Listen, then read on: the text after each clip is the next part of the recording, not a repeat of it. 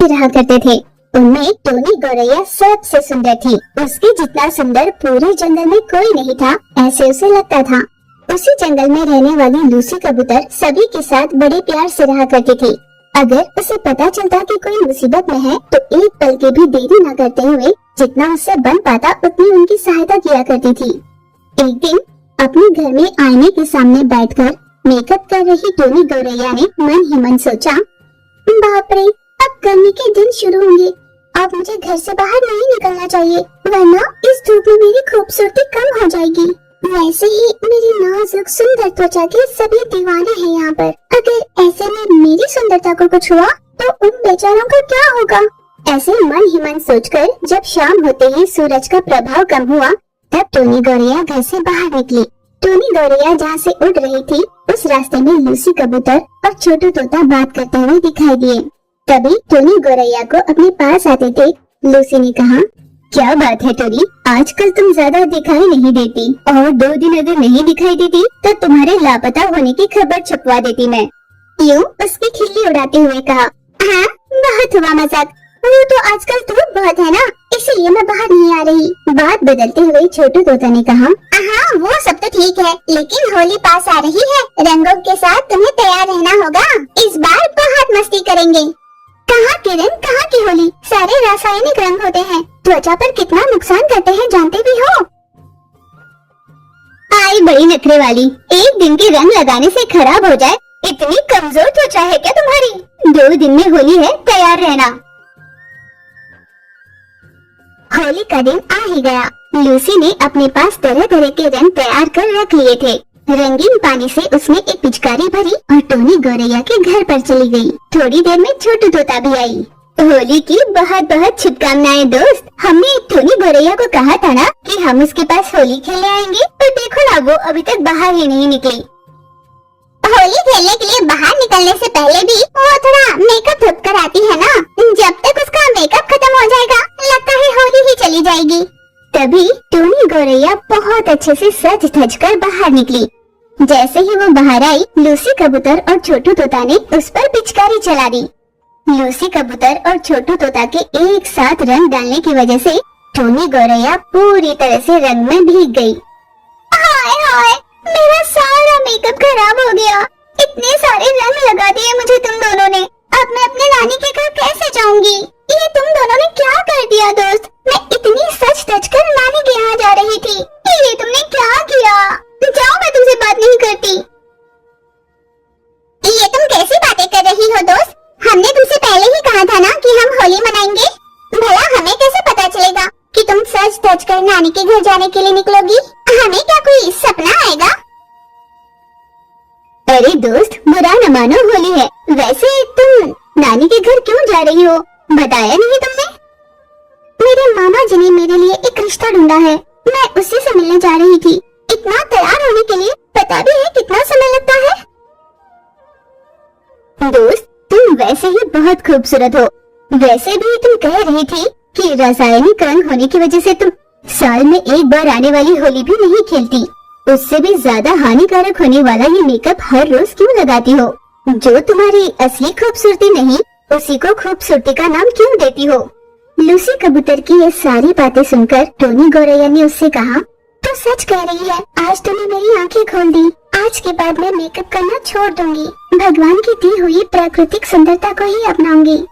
ये कहकर टोनी अपने कमरे में चली गई और मेकअप का सारा सामान फेंक दिया। टोनी ने बाहर निकलकर लूसी कबूतर और छोटू तोता के चेहरे पर रंग लगाए। फिर लूसी कबूतर, छोटू तोता और टोनी गौरैया तीनों मिल खूब धूमधाम से होली मनाते हैं। टोनी गौरैया में ये बदलाव देखकर जंगल के सभी पक्षियों को बहुत आश्चर्य हो रहा था। अपनी सुंदरता का घमंड छोड़कर टोनी सबके साथ खुश रहने लगी। में बच्चों को बचाने का काम कर रही थी, वहीं दूसरी ओर जंगल में आग बढ़ रही थी। इसीलिए जंगल से दूर वाले उस पेड़ में टोनी बच्चों को छुपा रही थी। कबूतर के बच्चे आग में जलते हुए चिल्ला रहे थे, हमें बचाओ माँ, हमें बचा लो ना माँ।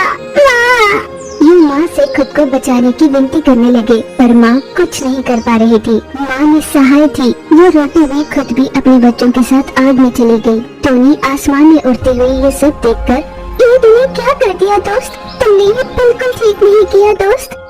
दोस्त, मेरे लिए मेरे बच्चों से बढ़कर कुछ नहीं। अगर वो नहीं तो मैं भी नहीं। तुम अपने बच्चों के साथ खुशी से जीवन बिताओ, यही भगवान से प्रार्थना करती हूँ। ये कहते हुए लूसी अपने बच्चों के साथ जलकर मर गई। पहले से ही छोटू तोता के मर जाने की वजह से उसके बच्चे टोनी के पास ही थे। मही चील ने किसी तरह चीचू कौवा के बच्चे को बचाकर वहाँ से बाहर निकाला। टोनी ने जहाँ पर बच्चों को छुपा कर रखा था, मही उसे वहीं ले गई। आग के लपेट में आ चुकी चीचू कौवा को किसी तरह टोनी और मही ने बाहर तो निकाला, पर उसका शरीर कई जगहों से जला हुआ था। मुझे तुमने क्यों बचाया? मैं मर जाती तो अच्छा होता। इस तरह आधे जले शरीर के साथ मैं जिंदा कैसे रहूंगी? बिना तुम्हारे बच्चों का क्या हाल होगा, सोचा है कभी? मैं तुम्हें मलहम लगाती हूँ। ये कहकर उसे पेड़ की छाव में उसे भी ले गए और उसका इलाज किया।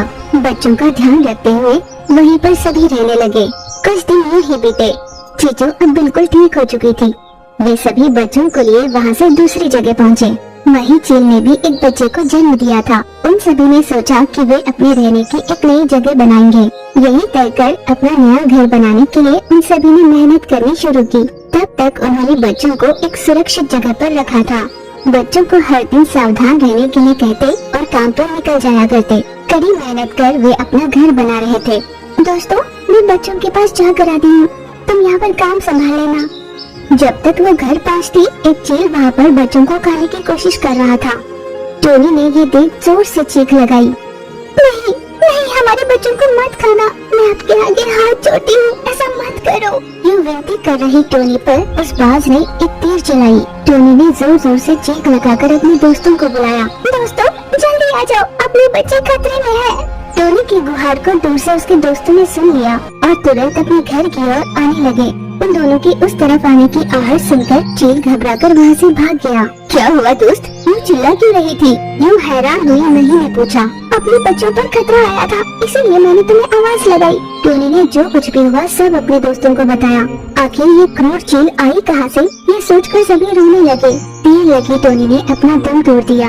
उन दोनों ने ठान लिया कि अब यहाँ पर रहना खतरे से खाली नहीं है, उन्हें कोई और जगह ढूंढनी होगी। उस दिन से उन दोनों ने बच्चों का और भी ज्यादा ध्यान रखना शुरू किया। वहीं घर बनाने के काम से बाहर निकला करती तो चीचू बच्चों के साथ रहती। यूं एक दिन जब चीचू बच्चों का ध्यान रख रही थी, तब पीछे से चील ने आकर चीचू पर तीर चला दी। दोस्त, अपने बच्चे खतरे में है। अपने दोस्त की आवाज सुनकर मही चील तुरंत घर लौटी। मही के आने की आहट सुन चील भाग गया। अगर अपने बच्चों का ध्यान ठीक से नहीं रखा तो चील उन्हें खा जाएगी। बस कुछ और दिनों की बात है। उस पर आंसू बहाती हुई मही ने कहा, दोस्त मैं बच्चों का ध्यान रख लूंगी। ये धीरज देने पर चीचू कौवा ने निश्चिंत होकर अपना दम तोड़ दिया। इस घटना के बाद मही ने बहुत सावधानी बरतते हुए एक बड़े से घर का निर्माण कर लिया। फिर मही चील अपने सभी बच्चों के साथ खुशी खुशी उस घर में रहने लगी। पर वहीं आसपास रहने वाला वो चील इसी बात की राह देख रहा था कि वो कब उन बच्चों को खा जाए। अब इस घर में घुसकर बच्चों को ले जाना बहुत मुश्किल है। वो मादा चील जब बाहर निकलेगी तब उन बच्चों को खाने की सोच रहा हूँ। ये मन ही मन वो सोचा करता। कई कोशिशों के बाद भी वो घर के अंदर नहीं जा पाया। एक दिन किसी तरह उस चील ने घर के अंदर जाने का साहस कर लिया। जैसे ही घर के अंदर जाने की कोशिश की, वहाँ पर लगे बिजली के तारों में वो लिपटकर झनझनाने लगा, बचाओ, कोई मुझे बचाओ। ये जोर जोर से चिल्लाने लगा। घर के अंदर रहे बच्चे घबरा कर चिल्लाने लगे। बहुत देर तक बिजली के तारों के झटके खाकर आखिरकार चील मर गया। बहुत देर के बाद मही चील घर वापस लौटी। चील को वहाँ पर मरा हुआ देखकर वो बहुत चौंक गई। हे भगवान, कितनी बड़ी मुसीबत टल गई। अगर ये मैंने पहले से ही ना सोचा होता तो आज मैं अपने बच्चों को खो देती। उस मरे हुए चील को उसने दूर फेंका। अपने बच्चों के पास जाकर उन्हें धीरज देने लगी। बच्चों, तुम्हें अब घबराने की कोई जरूरत नहीं। ये जैसे एक सुरक्षा कवच है अपने घर के लिए। कोई भी अनजान पक्षी अगर अपने घर के अंदर आने की कोशिश करेगा तो चारों ओर लगे उन बिजली के तारों के झटके खाकर वो वहीं पर ढेर हो जाएगा। यूं बच्चों को समझाने लगी, अगर आपने ऐसा नहीं किया होता तो हम बहुत घबरा जाते। यूं ही दिन बीते। अब बच्चे बड़े होकर अपना आहार खुद ही लाने के लायक बन चुके थे। अपने बच्चे न होते हुए भी मही ने माँ होने की हर जिम्मेदारी पूरी की। उन सभी की शादी करवाकर उनका घर बसाकर मही चील बहुत खुश थी। फिर एक दिन वही चील चल बसी। माँ, हम तुम्हारे बच्चे तो नहीं थे, पर फिर भी तुमने किसी चीज की कोई कमी नहीं रखी। आपने जो पाठ हमें पढ़ाए वो हम कभी नहीं भूलेंगे। माँ, तुम्हारा बहुत आभार। ये कहकर